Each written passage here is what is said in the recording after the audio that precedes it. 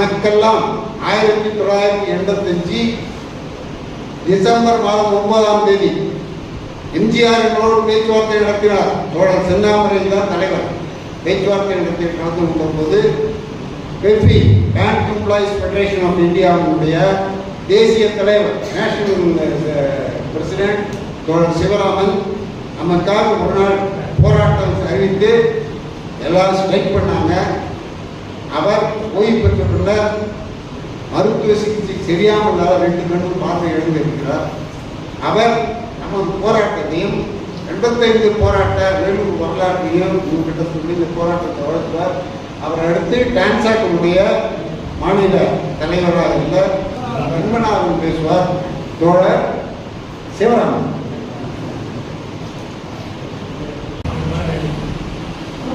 அன்பார்ந்த பேராசிரியர் பெருமக்களே, ஒரு மிகப்பெரிய போராட்டத்திற்கு உங்களை தயார்படுத்திக் கொண்டிருக்கின்ற ஒரு கூட்டத்திற்கு தலைமையேற்றிருக்கின்ற எங்கள் வணக்கத்துக்குரிய ஐயா இளங்கோவன் அவர்களே, நாம் கல்லூரியில் படித்துக் கொண்டிருக்கும் போது உயர்நிலை பள்ளியில் படித்துக் கொண்டிருந்தார் இளப்பிரதாபன் அவர்களுக்கு நான் சேர்ந்திருக்கிறேன்.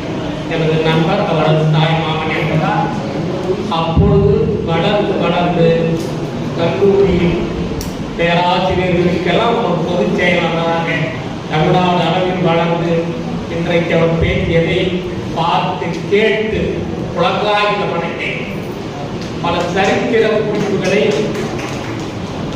இந்த கல்லூரி பேராசிரியர்கள் ஏடி தலைமையின் கீழ் நடத்திய போராட்டங்களை எல்லாம் அவர் வரிசைப்படுத்தினார், பட்டியலிட்டார், விவரித்தார்.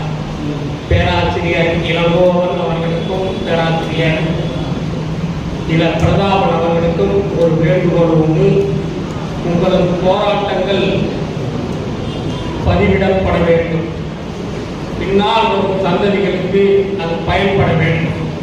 இன்று அவர்கள் அனுபவிக்கும் அல்லது அவர்களுக்கு கிடைக்கும் சலுகைகள் அல்ல, உரிமைகள் பல பேராசிரியர்களின் போராட்ட தியாகத்தால் கிடைத்தவை என்பது வருங்கால சந்ததிகளுக்கு உணர்த்துவதற்கு அது பயன்படும் என்ற வேண்டுகோளை முதலில் நான் அவர்களுக்கு வைத்துக் கொள்கிறேன்.